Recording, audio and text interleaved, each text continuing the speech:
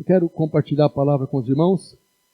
Nós temos compartilhado a respeito de proteção. O Senhor é que é a nossa proteção. A palavra que eu vou ministrar hoje, o título dela é As Asas do Altíssimo. É onde nós estamos guardados, debaixo das suas penas. Eu queria que você acompanhasse no Salmo 91, verso 4.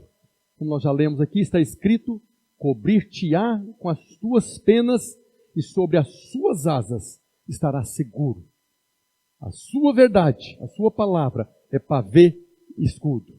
Pavê é um escudo grande que protege o corpo todo. O escudo é aquele que nós empunhamos, mas o pavês é um escudo que protege o corpo todo. Então nós estamos protegidos e guardados. Nós estamos agora com pavês e escudo que o Senhor coloca diante de nós para que nós sejamos guardados. Nunca duvide disso. O Senhor preparou um lugar para nós descansarmos. O descanso é uma posição que nós devemos estar. O Senhor preparou o lugar, o esconderijo do Altíssimo. E quando nós confessamos a verdade, que Ele é o nosso refúgio, aí nós descansamos à sombra do Onipotente, porque nós fazemos dele a nossa morada. Muitas pessoas estão confessando tragédia. Eu tenho exortado os irmãos a pararem de ficar ouvindo notícias trágicas. Nós precisamos de informação. Mas quanto mais você fica ouvindo notícias trágicas, maldição, problema, morreu, né? Infelizmente a nossa mídia só anuncia o que é tragédia. Nós não temos que negar aquilo que está acontecendo. Mas para cada um que morre, milhares são curados. Ninguém fala disso. E quando você está confessando apenas aquilo que é problema, o medo vem no seu coração.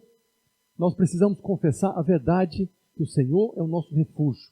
O nosso descanso está no Senhor. Ainda que essas coisas estão acontecendo, mas nós devemos permanecer em fé. Aquele que deixa o medo tomar conta do coração, você sai da posição de descanso. A posição de descanso, a Bíblia fala que nós temos que nos esforçar. Então não é muito fácil permanecer no descanso com tanta notícia trágica, com tanto problema acontecendo ao nosso redor. Tantas coisas acontecendo, eu preciso me esforçar, porque a minha confiança é o Senhor. É no Senhor que está a minha expectativa, é no Senhor que está a minha esperança. Eu quero compartilhar hoje, mais uma vez, a respeito disso. Hoje é o primeiro domingo do mês, é um domingo de ceia. Todos os primeiros domingos do mês nós celebramos a ceia. E hoje nós vamos celebrar a ceia também.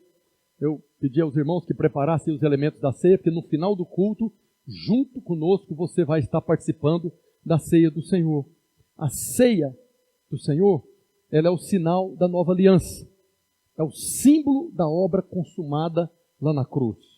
Assim como a circuncisão, lá no Velho Testamento, é o selo, o símbolo da aliança de Deus com Abraão e os seus descendentes, a ceia é um sinal para nós. A circuncisão era um sinal feito na carne, para que todas as vezes que os judeus vissem ali a circuncisão, eles lembrassem: Deus tem uma aliança conosco.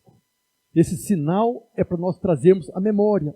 Então, a circuncisão lá do povo judeu na carne, Paulo diz que a circuncisão não é da carne, mas a circuncisão na carne é o sinal, é onde você vai ver com os olhos naturais para lembrar da verdadeira circuncisão que é no coração.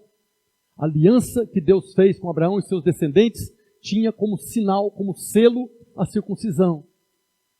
A ceia do Senhor é o sinal para nós trazermos a memória do Senhor e a obra consumada lá na cruz. O Senhor mesmo diz, lá no Evangelho de Lucas, capítulo 22, verso 19, o Senhor está dizendo: e tomando um pão, tendo dado graças, o partiu e lhes deu, dizendo: isto é o meu corpo oferecido por vós. Fazei isto em memória de mim. Assim como a circuncisão era um sinal natural para que eles lembrassem da aliança, Jesus está falando: quando você partir o pão, faça isso em memória de mim. Faça isso lembrando que é a nova aliança que foi firmada lá na cruz. Depois Paulo fala em 1 Coríntios capítulo 11, verso 25, falando do cálice. Por semelhante modo, depois de haver ceado, tomou também o cálice, dizendo: este cálice é a nova aliança no meu sangue. Fazei isto todas as vezes que o beberdes, em memória de mim. Quando nós participamos da ceia, nós estamos trazendo à memória a aliança que foi firmada na cruz. a nova e eterna aliança. Durante essa semana de jejum e oração, nós estamos celebrando a ceia todos os dias. Nessa campanha, os 21 dias, nós fomos convocados para participar da ceia todos os dias, para que todos os dias nós pudéssemos lembrar do Senhor Jesus e da obra consumada da cruz, e principalmente da nova e eterna aliança que tem a ceia como símbolo. Essa semana alguém me fez uma pergunta, se era necessário participar da ceia todos os dias, como nós estamos fazendo. O pastor Aloysio, em todas as suas lives, todos os dias, 18 horas, aqui em Manaus, às 17 horas, ele está ministrando a palavra do livro ali, do livro do jejum, debaixo das suas asas, e no final participa da ceia. E uma irmã me perguntou se tem que participar todos os dias da ceia. Eu estava respondendo para ela, não é uma questão de ter ou não ter que participar, não é uma obrigação. Até porque a ceia é o símbolo da nossa libertação. O Senhor fala na sua palavra lá que foi para a liberdade que Cristo nos libertou. A ceia não pode ser uma escravidão, tem que participar da ceia. A ceia é algo que o Senhor nos deixou como símbolo, para que nós pudéssemos agora participar e trazer à memória aquilo que foi firmado lá na cruz. Agora, o ideal é que nós pudéssemos tomar a ceia todos os dias. Todos os dias, como lá na igreja de Atos. Se você vai no livro do Atos dos Apóstolos, você vai ver que eles partiam o pão todos os dias. Isso seria o ideal. E não apenas no primeiro domingo do mês ou durante as campanhas. O ideal é que nós participássemos todos os dias da ceia. Lá na igreja de Atos nós vemos lá, em Atos capítulo 2, verso 46. Diariamente perseveravam unânimes no templo, partiam o pão de casa em casa e tomavam suas refeições com alegria e singeleza de coração. Todos os dias eles estavam no templo orando e partiam o pão de casa em casa. Eles estavam celebrando a ceia. Todos os dias eles traziam à memória o Senhor Jesus e a sua obra e a nova aliança. Eles viviam debaixo da nova aliança. E eles traziam à memória a obra da cruz e o poder do sangue de Jesus. Isso seria o ideal para nós. A logística é mais complicada, mas não é errado. Você pode participar da ceia todos os dias. Você não precisa de um pastor aí consagrando os elementos da ceia. Você é filho de Deus, você é sacerdote. Você está na posição de sacerdote para participar, abençoar, santificar os elementos e participar da ceia, como Jesus disse, trazendo a memória, fazer isso em memória de mim, do poder da obra da cruz. Por isso é tão importante que nós, como igreja, como corpo de Cristo, celebremos a ceia. Na ceia, o Senhor fala do seu corpo e do seu sangue. O corpo que foi partido lá na cruz e o sangue que foi derramado em nosso favor. Também, essa semana que está iniciando hoje, é a chamada Semana Santa. É a semana que vai terminar no domingo de Páscoa. Então nós estamos começando. Os irmãos católicos lá, eles usam esse tempo para fazer jejum. Mas nós já estamos em jejum, glória a Deus. Agora, domingo que vem é o domingo de Páscoa. Nós precisamos compreender. Os mercados aí estão todos cheios de ovos, de coelhinhos de Páscoa, que na verdade não tem nada a ver com a verdadeira Páscoa. Gostoso demais. Chocolate é muito bom. Eu gosto, aprecio muito. Mas não tem nada a ver com a verdadeira Páscoa do Senhor. Eu quero compartilhar a respeito da Páscoa. A verdadeira Páscoa, ela nos revela Cristo. A Páscoa nos revela o Senhor Jesus Cristo. A Páscoa é o próprio Cristo.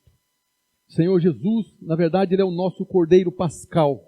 Nós vemos em 1 Coríntios, capítulo 5, verso 7, o apóstolo Paulo falando para a igreja, lançai fora o velho fermento, fermento da lei, das coisas passadas, para que sejais nova a massa, como sois de fato sem fermento. Pois também Cristo, nosso Cordeiro Pascal, foi imolado. Jesus é o nosso Cordeiro Pascal. Ele é a verdadeira Páscoa. Nós precisamos conhecer a Páscoa relatada ali no Velho Testamento para compreendermos essa verdade. Não é um dia comum. Ainda hoje, não é um dia comum. Agora, para que a gente tenha a revelação do que é a verdadeira Páscoa, nós precisamos ir lá no Velho Testamento e ver a Páscoa dos judeus. Isso está relatado lá no livro do Êxodo, no capítulo 12. Nós vemos ali que cada detalhe da Páscoa, relatado no capítulo 12 do livro do Êxodo, aponta para Cristo, revela Cristo, o Cordeiro Pascal. Vamos ler aqui na Palavra de Deus, capítulo 12 do livro do Êxodo, a partir do verso 1. Pega a sua Bíblia, acompanha conosco. Êxodo, capítulo 12, a partir do verso 1. Está escrito: Disse o Senhor a Moisés e a Arão na terra do Egito. Ainda estavam na terra do Egito. Este mês vos será o principal dos meses. Será o primeiro mês do ano. Falai a toda a congregação de Israel, dizendo: aos 10 deste mês, cada um tomará para si um cordeiro, segundo a casa dos pais, um cordeiro para cada família. Mas se a família for pequena para um cordeiro, então convidará ele o seu vizinho mais próximo, conforme o número das almas, conforme o que cada um puder comer. Por aí calculareis quantos bastem para o cordeiro. O cordeiro será sem defeito, macho de 1 ano. Podereis tomar um cordeiro ou um cabrito. E guardareis até o 14º dia deste mês. E todo o ajuntamento da congregação de Israel o imolará no crepúsculo da tarde. Tomarão do sangue e o porão em ambas as ombreiras e na verga da porta, nas casas em que o comerem. Naquela noite comerão a carne assada no fogo, com pães asmos e ervas amargas a comerão. Não comereis do animal nada cru, nem cozido em água, porém assado no fogo, a cabeça, as pernas e a fressura. Nada deixareis dele até pela manhã. O que, porém, ficar até pela manhã, queimá-lo-eis. Desta maneira o comereis, lombos cingidos, sandálias nos pés e cajado na mão, comê-lo-eis à pressa. É a Páscoa do Senhor. Esse texto aqui, no final, Deus está dizendo: esta é a Páscoa do Senhor. Então, o que está relatado aqui, que Deus está pedindo para Moisés falar para a congregação, para o seu povo, define o que é a Páscoa do Senhor. Aquilo que foi tão distorcido aí durante esses milênios, esse século, principalmente no último século. Aquilo que está tão distorcido na sociedade hoje. O Senhor relata aqui, nesses 11 versículos, essa é a Páscoa do Senhor. Verso 12: porque naquela noite passarei pela terra do Egito e ferirei a terra do Egito todos os primogênitos, desde os homens até os animais. Executarei juízo sobre todos os deuses do Egito. Eu sou o Senhor.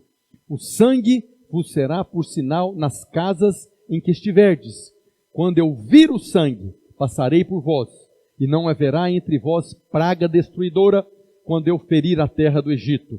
Este dia vos será por memorial, e o celebrareis como solenidade ao Senhor. Nas vossas gerações o celebrareis por estatuto perpétuo. O Senhor aqui estava deixando para o povo de Israel, e nós podemos e devemos celebrar a Páscoa do Senhor, mas com a revelação da verdadeira Páscoa. Então a primeira coisa que nós vemos nesse texto que lemos aqui é que a Páscoa revela a nós uma nova vida. Uma nova vida nos é revelada. A primeira coisa que diz aqui no verso 4 é: hoje, mês de Abib, estáis saindo.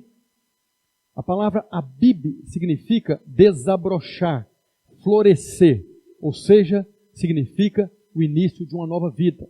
Então, o que o Senhor estava operando ali através da sua Páscoa, a Páscoa do Senhor, é trazendo uma nova vida para o seu povo. A mesma coisa acontece conosco. No dia em que nós cremos no Senhor, confessamos o nome dEle com a nossa boca, aquele dia que nós fomos salvos, nós agora estávamos vendo uma nova vida desabrochando dentro de nós. Era um começo de uma nova vida. Foi o começo de uma vida em Cristo. No dia que você nasceu de novo, a vida que estava nele se tornou agora luz para você. Então a primeira coisa que o texto nos revela, que pela Páscoa nós entramos numa nova vida. Paulo diz isso lá em 2 Coríntios capítulo 5, verso 17. E assim, se alguém está em Cristo, se alguém foi incluído em Cristo, se alguém recebeu agora o poder do sangue da Páscoa, ele agora é uma nova criatura. As coisas antigas já passaram, eis que se fizeram novas. Também na carta aos Gálatas, capítulo 6, verso 15, ele diz: porque nem a circuncisão é coisa alguma, nem a incircuncisão, mas o que faz diferença é ser nova criatura.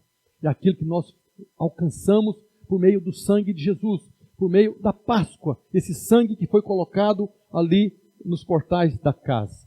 Segunda coisa que o texto nos revela é que era um cordeiro para cada família, um cordeiro para cada casa.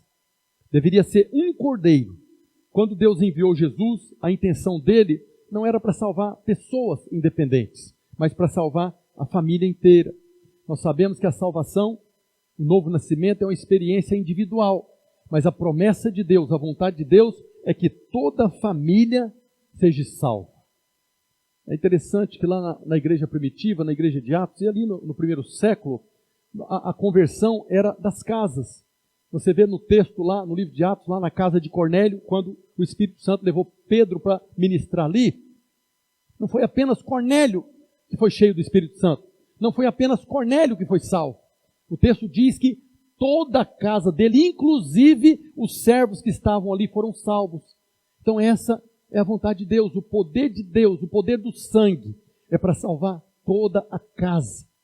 Nós devemos buscar isso de todo o nosso coração. Nós vemos, historicamente falando, os historiadores dizem que no tempo de Jesus, no tempo dos apóstolos, havia ali o pai, o patriarca da casa. Então ele dava direção para a família. Quando aquele pai nascia de novo, a sua família o seguia completamente. Não era uma questão religiosa, mas aquilo que o pai cria, todos os filhos confiavam no pai e passavam a crer também. Então a salvação aqui é para toda a família. É um cordeiro para cada família. Mas não é apenas para a família. Nós vemos aqui também Paulo dizendo isso, né? Quando Paulo estava preso lá, está lá em Atos capítulo 16, verso 31. Responderam-lhe: crê no Senhor Jesus e serás salvo, tu e tua casa. Confirmando essa verdade que a salvação é para toda a família. Mas a Bíblia diz que essa salvação poderia alcançar outras pessoas. Aqui o texto, no verso 4, capítulo 12 do livro do Êxodo, diz: mas se a família for pequena, se for poucas pessoas na família para um cordeiro, então convidará ele o seu vizinho mais próximo, conforme o número de almas, conforme o que cada um puder comer. Por aí calculareis quantos bastem para o cordeiro. É interessante que não fala de um cordeiro pequeno. O cordeiro era um tamanho só. Então, se aquela família fosse um número pequeno que não conseguisse comer a carne daquele cordeiro, então ele deveria chamar agora o vizinho. Então, a salvação que veio para aquela família agora poderia alcançar outras pessoas. Isso é maravilhoso, porque no momento que nós nascemos de novo, nós temos agora muito para compartilhar. No momento que nós nascemos de novo, nós temos agora a condição de ser bênção para a nossa família e até para aqueles que estão próximos de nós. Essa é uma grande motivação para o evangelismo, porque é a promessa do Senhor. Quando nós estamos orando por um familiar, pela nossa família, para aqueles que estão próximos, para serem salvos, que nós estamos fazendo agora nessa campanha. Na campanha aqui nós estimulamos os irmãos a escreverem 3 nomes, o nome de 3 pessoas que ainda não experimentaram do poder de Deus, ainda não conheceram o amor de Deus, ainda estão fora da nova aliança. Estamos orando, intercedendo.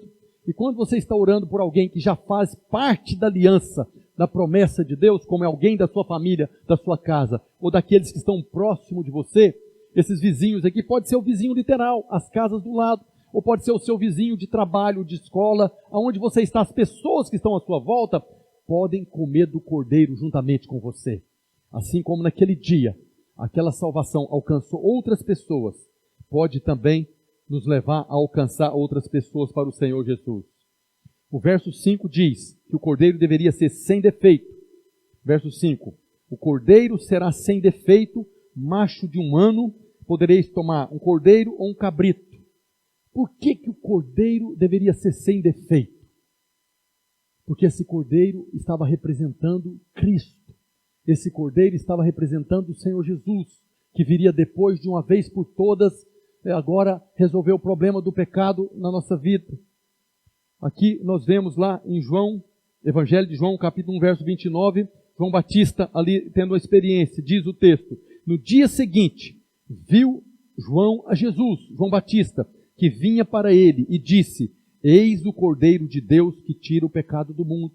Aquele Cordeiro da Páscoa dos judeus deveria ser perfeito, não poderia ter defeito, porque ele estava apontando agora para o Cordeiro de Deus que tiraria o pecado do mundo. Também nós vemos Pedro falando na sua primeira carta, capítulo 1, verso 18. Sabendo que não foi mediante coisas corruptíveis, como prata e ouro, que fostes resgatado do vosso fútil procedimento, que vossos pais vos legaram, mas pelo precioso sangue, como de cordeiro sem defeito, sem mácula, o sangue de Cristo. Que mais uma vez está afirmando que Jesus, as Escrituras afirmam que aquele cordeiro estava representando Jesus que viria. Tudo aquilo era simbólico, mas apontando para Cristo, que era o Cordeiro de Deus que tira o pecado do mundo. Então, Ele é o Cordeiro de Deus que tira o pecado do mundo. E no dia que você creu nesse Cordeiro de Deus, você creu e confessou, significa que os seus pecados foram tirados. A condenação dos seus pecados foram tirados. Porque o Cordeiro de Deus que tira o pecado do mundo, agora passou a fazer parte da sua vida. Não tem mais condenação de pecado na sua vida. Aleluia! Nós podemos descansar, porque sobre nós não há mais condenação e nem culpa. Por quê? Porque nós fomos salvos pelo Cordeiro de Deus que tira o pecado do mundo. Diga glória a Deus! Aleluia! Terceira coisa que o texto nos mostra é que o sangue foi aplicado. O sangue foi colocado nas ombreiras e na verga da porta. Lá no verso 7 está escrito: tomarão do sangue e o porão em ambas as ombreiras e na verga da porta, nas casas em que o comerem. Então, nas casas onde vocês forem comer o cordeiro, a carne do cordeiro, o sangue deve ser passado nos portais, ali nas ombreiras, na verga. O sangue era aplicado do lado de fora, não era do lado de dentro. Isso significa que o sangue não era para nós vermos. O sangue foi colocado do lado de fora para que Deus e o diabo pudessem ver. Quando o anjo da morte viria para tomar os primogênitos, ele veria o sangue e saberia que ali a justiça foi feita. E quando o diabo viesse também agora e visse o sangue do lado de fora, não haveria mais condenação ou acusação. Então o sangue está ali não para nós vermos. Isso significa que quando Deus vê o sangue, Ele vê que a justiça já foi satisfeita. Não somos nós que devemos avaliar o valor do sangue, o poder do sangue, mas é Deus que avalia o poder do sangue. É Ele que vê o sangue ali nas ombreiras e na verga da porta. O que nós precisamos compreender é que sem derramamento de sangue não há remissão de pecados. Isso é uma verdade absoluta que nós não podemos esquecer nunca.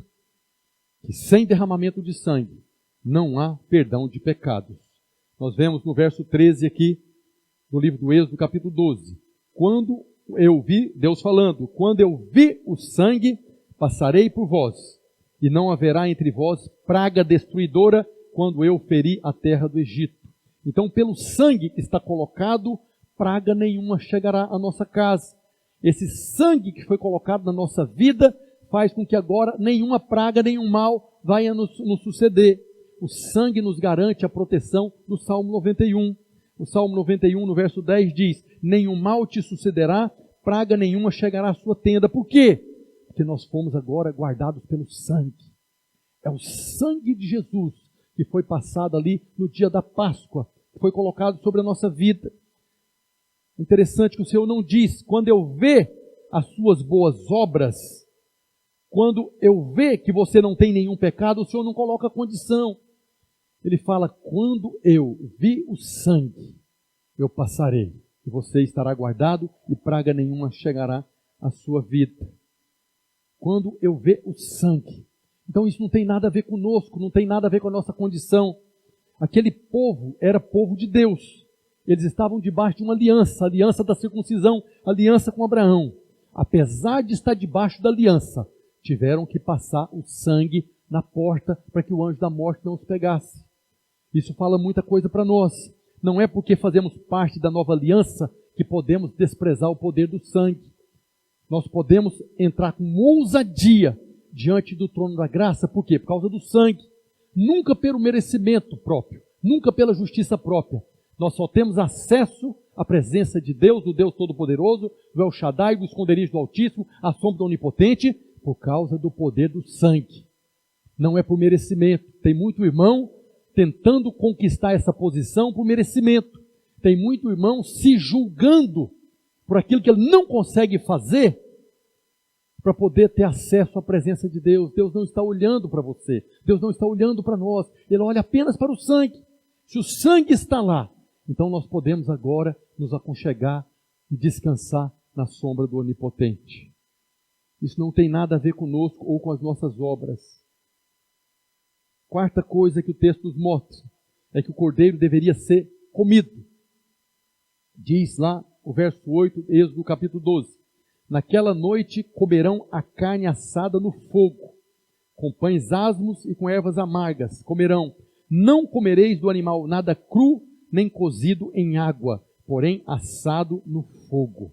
O cordeiro não poderia ser comido cru, mas tinha que ser assado. Não poderia ser cozido com água, tinha que ser assado no fogo. O que isso significa para nós? Significa que Jesus recebeu todo o fogo da ira de Deus. Naquele dia, o Senhor Jesus ali na cruz, ele levou sobre si a ira de Deus. A ira da qual nós estamos debaixo dela, Jesus levou o fogo dessa ira. Quando Jesus foi levantado lá na cruz, ele levou sobre si, como Cordeiro de Deus, a condenação dos nossos pecados e das nossas transgressões. A ira de Deus foi lançada sobre ele. Hoje não há mais fogo da ira de Deus contra nenhum de nós. Cristo já pagou todo o pecado lá na cruz. Nós podemos descansar.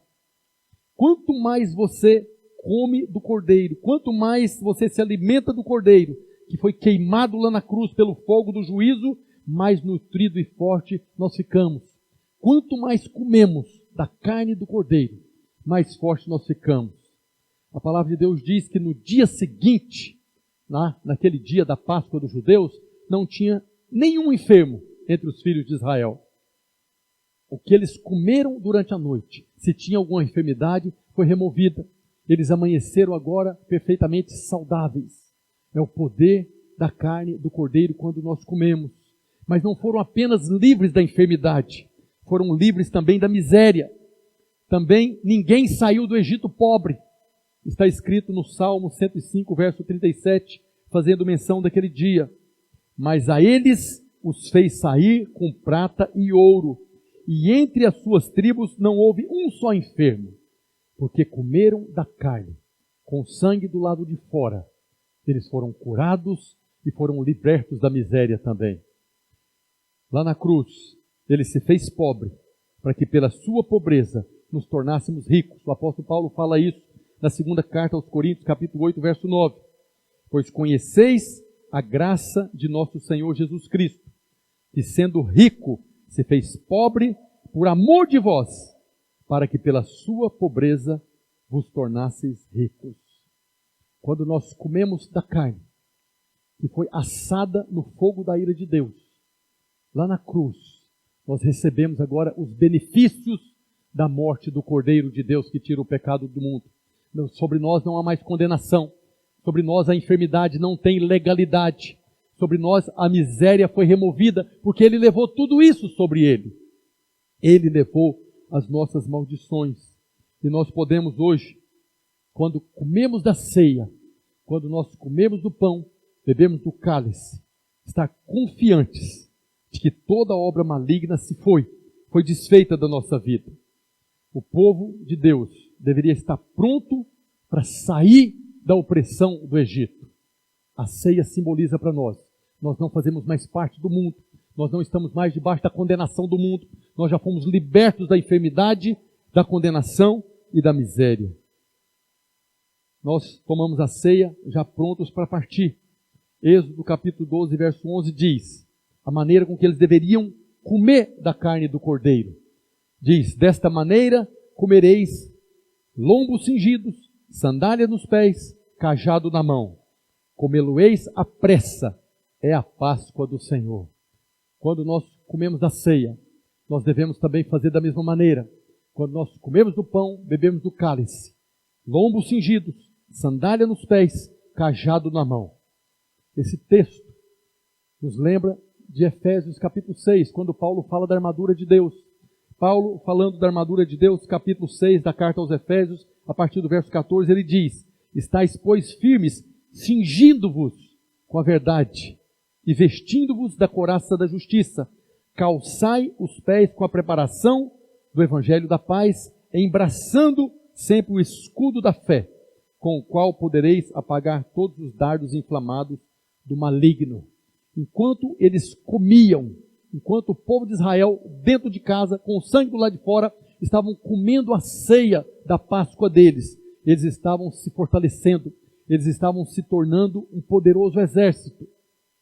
Poucos irmãos percebem que no dia que você nasceu de novo, você passa a fazer parte de um exército. Muitos falam, nós somos um exército, mas não tem a revelação de que nós estamos numa guerra. No dia que você nasceu de novo, você passou a fazer parte de um exército que tem um general que é Cristo, que tem toda uma organização para que nós pudéssemos combater esse combate. Nós estamos numa guerra. Em tempos de pandemia, de epidemia, é fácil perceber que estamos numa guerra e que nós precisamos estar organizados, que nós precisamos seguir a direção do nosso general, que é Cristo, para que nós possamos prevalecer contra esse inimigo. Nós não podemos ouvir a voz do inimigo, trazendo pânico, trazendo discórdia. Porque quando nós, como exército, perdemos o controle emocional,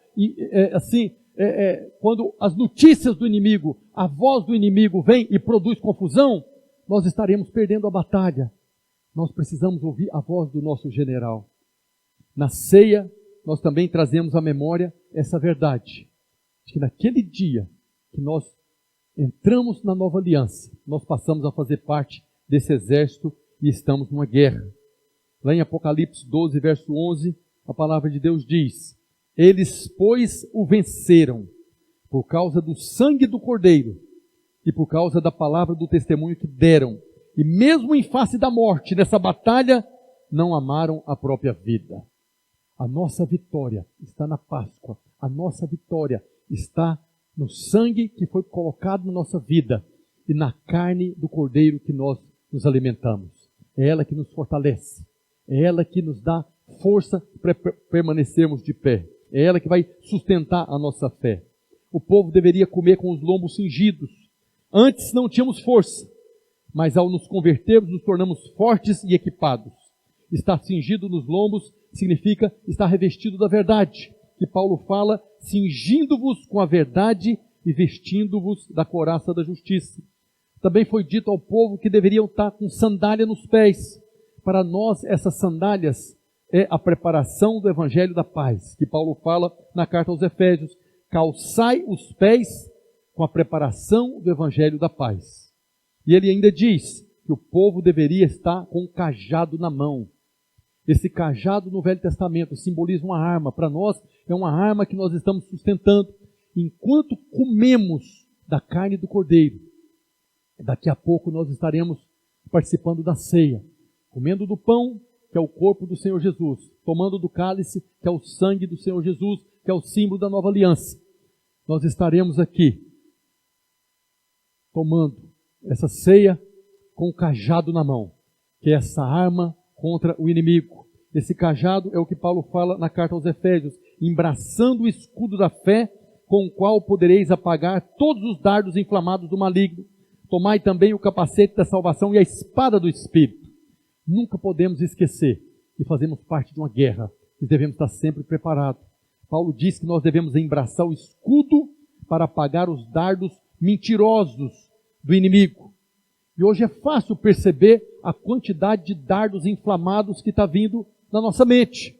A quantidade de mentiras, a quantidade de palavras que vêm para nos tirar da posição de segurança, para nos tirar do esconderijo do Altíssimo, para nos tirar da posição de descanso.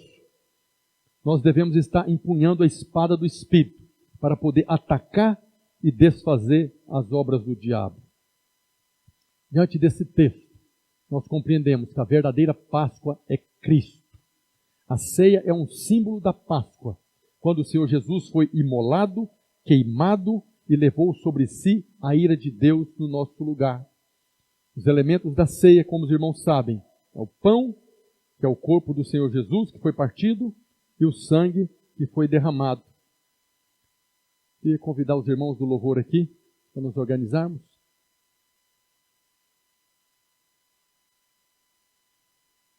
Quero que os irmãos prestem atenção no que eu vou falar aqui agora. A ceia do Cordeiro, que foi a Páscoa dos israelitas, dos judeus, lá no livro de Êxodo, aconteceu depois que Deus enviou as 9 pragas. Deus enviou Moisés para o Egito, para falar com o faraó. E ali no Egito, o faraó resistiu e ele enviou 9 pragas. 9 pragas foram enviadas ali para que faraó pudesse libertar o povo. As 9 pragas são cardos e abrolhos. Presta atenção no que eu estou dizendo aqui. As 9 pragas são cardos e abrolhos que a terra passou a produzir depois que o homem pecou lá no jardim do Éden. A última praga que Deus mandou para que faraó libertasse os filhos de Israel foi a morte dos primogênitos. Foi quando Deus estabeleceu a Páscoa. Depois que Deus anunciou a morte dos primogênitos, estabeleceu a Páscoa dos judeus. Está escrito em Apocalipse capítulo 1, verso 5. E da parte de Jesus Cristo, a fiel testemunha, o primogênito dos mortos e o soberano dos reis da terra, aquele que nos ama e pelo seu sangue nos libertou dos nossos pecados. Jesus levou todas as nossas maldições. Jesus levou a maldição dos egípcios também. Quando Jesus morreu ali na cruz, quando aquele cordeiro morreu, os egípcios que tinham a maldição, elas também foram levadas sobre o Senhor Jesus. Lá na cruz, o Senhor Jesus sofreu cada uma daquelas maldições. As pragas que foram lançadas sobre o Egito eram consequências do pecado. Os egípcios, como qualquer um de nós, estavam debaixo da condenação do pecado. Interessante que durante as 9 pragas, o cordeiro sem defeito estava vivo. Aplica isso na sua vida. Aplica isso na sua vida. Enquanto Moisés estava liberando, sendo um canal de Deus, para que as 9 pragas destruíssem o Egito, o cordeiro sem defeito estava vivo. Mas quando veio a 10ª praga, o cordeiro sem defeito morreu. O cordeiro sem defeito foi morto, para que o sangue dele fosse colocado na porta. O cordeiro sem defeito foi queimado dentro da casa, para ser comido por aqueles que o sangue estava guardando. Para que o povo de Deus fosse salvo, o cordeiro de Deus morreu antes da 10ª praga. Quando o anjo da morte passou procurando os primogênitos, Deus já havia matado o seu primogênito. Jesus é o primogênito do Pai. O primogênito foi morto na cruz, para que se tornasse uma família de muitos filhos. Ele é o primogênito, representado por aquele cordeiro que morreu antes da 10ª praga. O seu sangue já havia sido passado na porta. E ele morreu, como Apocalipse diz, para que com o seu sangue fôssemos libertos da ira de Deus, da condenação do mundo, e pudéssemos ser conduzidos a uma nova vida. Jesus Cristo é o cordeiro que foi morto. E na ceia, nós comemos da sua carne e bebemos do seu sangue, para trazer a memória que Ele nos ama, e que ali na cruz a obra foi consumada. E aquela obra que foi consumada foi para nos dar condições de podermos aconchegarmos, descansarmos debaixo das asas do Altíssimo. As 9 pragas assolaram o Egito. O cordeiro estava vivo. Mas Deus anunciou a 10ª praga. Agora falou: mata o cordeiro, passa o sangue na porta, coma o cordeiro. Nós vamos participar da ceia nessa hora. Nós sabemos que o cordeiro morreu lá na cruz. Seu corpo foi partido, seu sangue foi derramado. Vou convidar a pastora Maristela a trazer os elementos da ceia. para nós participarmos juntos. Nós vamos participar juntos, você aí agora na sua casa, reunido com a célula, com a sua família, ou você mesmo que está sozinho, pegue aí os elementos da ceia, o cálice e o pão, e juntamente conosco vamos fazer uma confissão a respeito da ceia do Senhor. A ceia é algo precioso.